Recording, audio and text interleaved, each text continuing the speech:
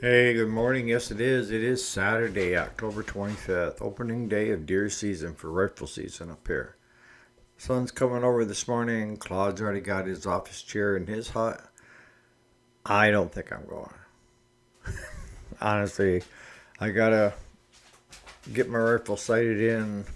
I've just been so busy trying to get other projects done that it'll come. And I also got picked for jury duty starting November 2nd. I have to start calling in for that. Am I lucky or what? So, what are we talking about today? Well, I thought we'd talk about investments. And it's not probably the way you're thinking of investments, but stay tuned.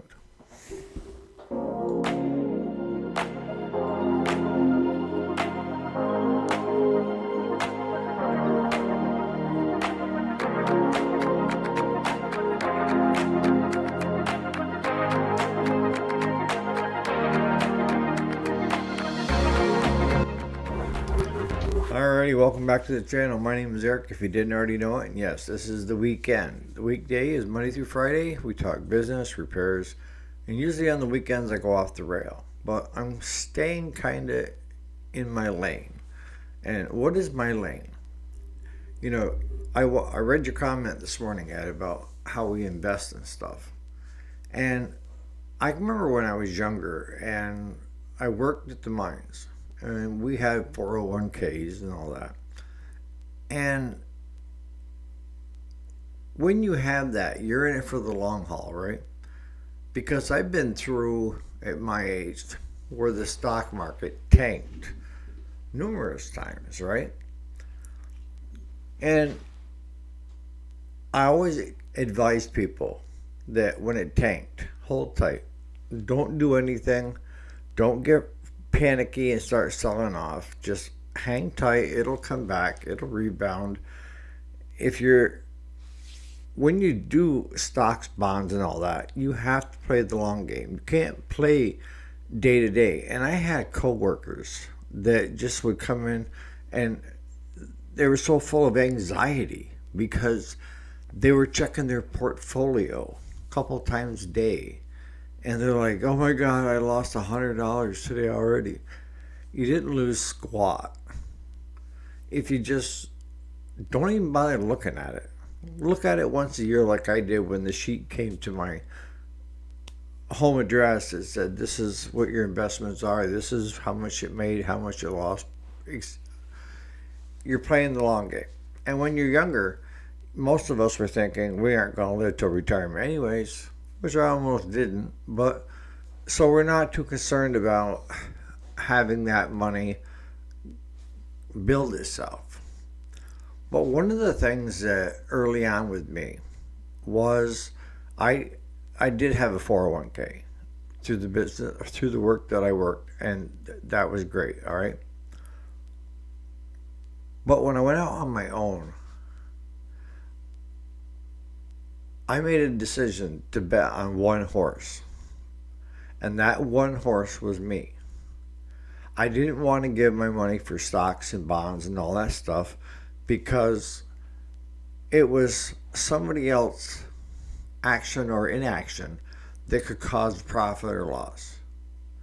If I brought it back to moi and made those decisions, at the end of the day, if I wasn't happy with my financial advisor, I just look at him in the mirror and say, "It sucks to be you," right? So, what did I do? Well, the first thing I figured out was land will always have value. And that's one of the first things I started investing in was property. And not just any old property. I wasn't looking for residential properties to fix up and rent and be a landlord. I did that for a while and it sucked. Trying to get the right families into your residential units was hard, and what I found was a lot of times it got trashed or they move out in the dead of night and they leave all their garbage for me to have to pick up and clean up, never to be heard from again. So I didn't want to go towards real estate when it came to residential housing and stuff. I was more looking at property that could be developed at a future date. And when I first started out, I had the farm, and the farm was 241 acres. And when I decided to quit farming, when I was started working at the mines for, I think it was like 2 years, I've been working at the mines, making good money, and have weekends off. And I finally told my wife, I said, you know what? Let's just sell. Get rid of the cattle, get rid of the equipment, and start to enjoy life. This working two jobs, because she was working out as well as a meat cutter in a local grocery store. And she enjoyed it because she was around people. She loved people. So we made the decision to have an auction. And what that auction did was when we sold off the cattle and the machinery, it provided us with enough money to pay off the mortgage. And the farm would be free and clear. Because we had invested into our animals and our equipment and buying right and having a low debt at that time. All right, so that gave me my first chunk of property, all right? And then came another 50 acres that had a stream through it, and it had 2 meadows that we could use. So we bought that on time, and I give $5,000 for 50 acres. Yeah, that was quite a few years ago, right? But back when I bought my first farm, that was 41.5 for 241 acres. And at the time, you could buy a 100-acre hobby farm with a house and a barn for less than 10 grand. I'm telling you right now that I'm not lying. Try to buy that property now, because you're not going to touch it any cheaper than 100 grand in our area. So let me keep going here. And then another 115 acres came into my eyesight. And let me tell you right now, at least in New York, with the banks that I deal with, they do not want vacant property. They're looking for a house on it, and they're looking for less than 5 acres to lend money on. So you have to become very creative, right? So the gal next door to the main farm that was 115 acres with nothing on it had a big swale hole in the back, beaver pond, had approached me and wanted to know if I'd be interested in buying it. That her husband had bought it like 30-some years ago, 40-some years ago. She hated it up here. And she was retired, and she just wanted to get rid of it. So I said, what do we got to do for a price? So we came up with a price. It was $50,000. And I thought, because prices had already started rising, I thought that was reasonable for what she had. And it bordered mine. That was the key. I wanted everything to border the home farm, and so that it was one large block, okay? I went to 3 different banks. And the one bank, the business checking and savings, I had more than what she was asking for.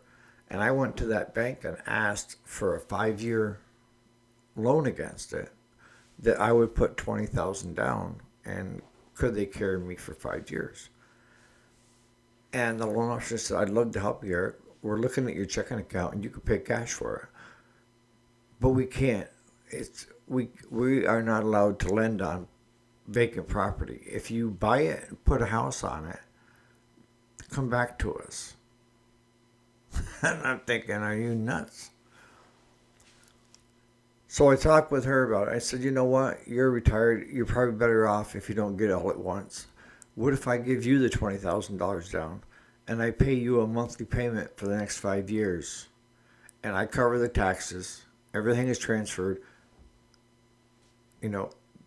What do you think about that? And she talked with her son, and they got back to me, and they said, that works for us. because she would have to pay, earned income capital gains on the 50. Now she was only looking at the 20 and then so much a year for 5 years, which I paid that off. And I bought two other properties as well. One where the shop is, and then I bought another one that was next door to it. These were only like less than 3 acres of ground, but the price is right. What I'm getting at is that my focus was not so much on retirement. My focus was on gaining wealth. And I also did a lot like you, Amos, where I would buy stuff knowing that anything that I bought with the idea that if I got hard up, I needed a quick turn on it, quick flip, I could do it. And that's the way I did it for a lot of things. I didn't buy a lot of brand new stuff.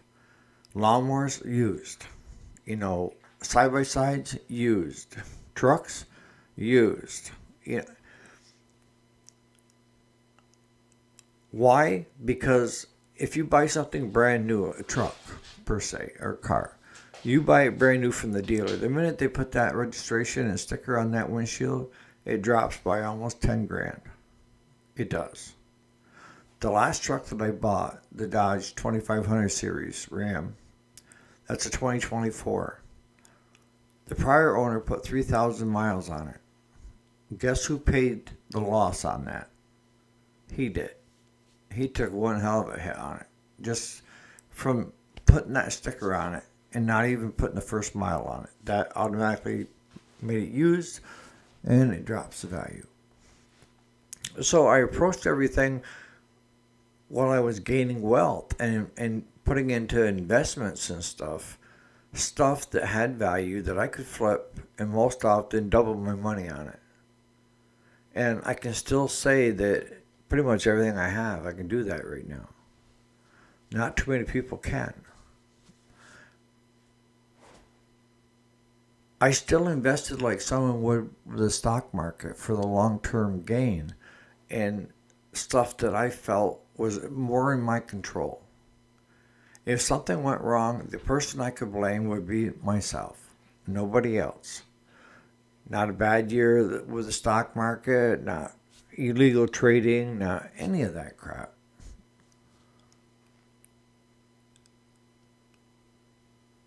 But now I'm looking at it and saying, pretty quick, we're going to need to make that into your retirement. And in your retirement, you really don't need around 500 acres, do you? And the answer is no. And you don't need the other properties, the smaller ones. I don't. I already sold one to a guy from Connecticut. And that was 2.5 acres with a drill well. And he went and had one of the Amish build him what they call a tiny house, and he moved it up there. And from the sounds of it, he's going to use it during hunting season. All the power to him. Invest in what you know best.